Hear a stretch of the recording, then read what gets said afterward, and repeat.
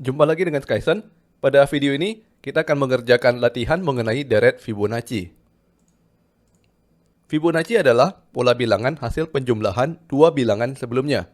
Teman-teman bisa perhatikan deret angka pada tabel di bawah.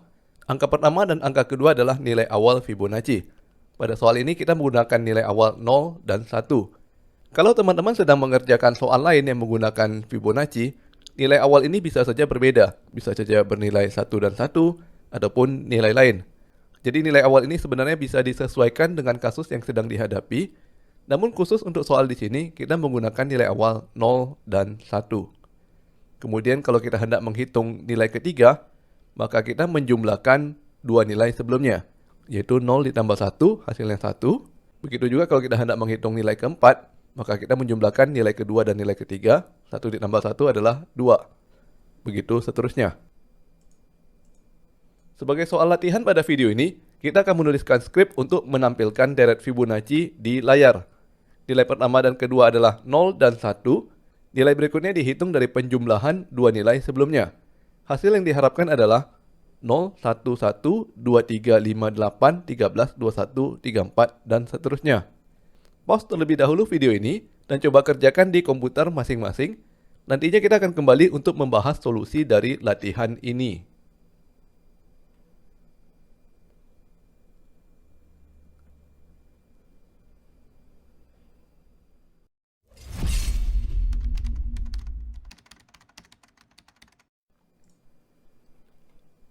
Kita mulai kerjakan latihan. Kita buat dahulu function Fibonacci dengan parameter int n, mengembalikan nilai berupa integer. Pertama kita buat dahulu function yang menggunakan solusi rekursif. Seperti biasa, kita tulis dahulu base case di bagian paling atas. Apabila nilai n kecil sama dengan 1, maka kita kembalikan nilai 0. Sebenarnya di sini kita hanya perlu menggunakan operator perbandingan sama dengan ya. Namun untuk mencegah agar function kita tidak error ketika ada orang yang memanggil function menggunakan argumen dengan nilai 0 atau bilangan negatif, maka lebih baik kita menggunakan operator lebih kecil sama dengan. Nah, kita sudah membuat pengecualian untuk nilai pertama. Selanjutnya kita buat lagi pengecualian untuk nilai kedua.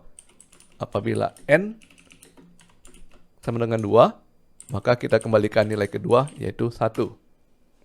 Setelah itu, kita gunakan rumus rekursif dari Fibonacci, yaitu kita jumlahkan Fibonacci dari n kurang 1 dan Fibonacci n kurang 2.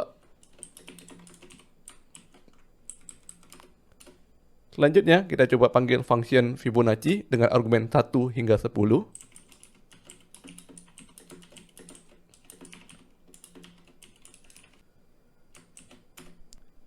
Di dalam loop kita coba echo Fibonacci dengan argumen i.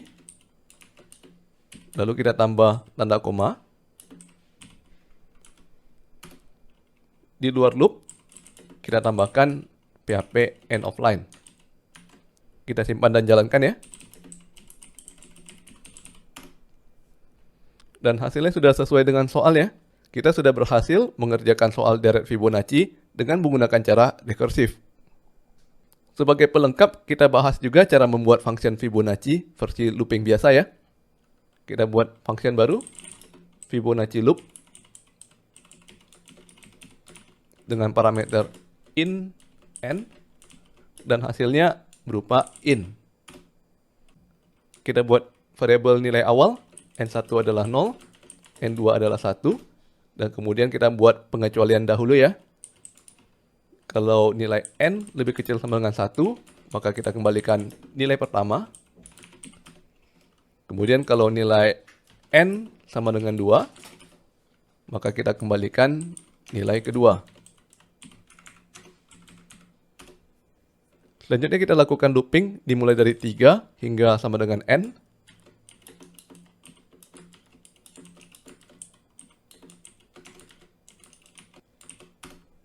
Di dalam loop, kita buat variabel result yang nilainya diambil dari n1 ditambah n2. Dan kemudian kita mesti merubah ya nilai N1 jadinya menyimpan nilai N2, sedangkan N2 jadinya menyimpan nilai result. Jadi pada iterasi berikutnya kita sudah menjumlahkan dua nilai yang baru. Terakhir, jangan lupa kembalikan nilai dari result.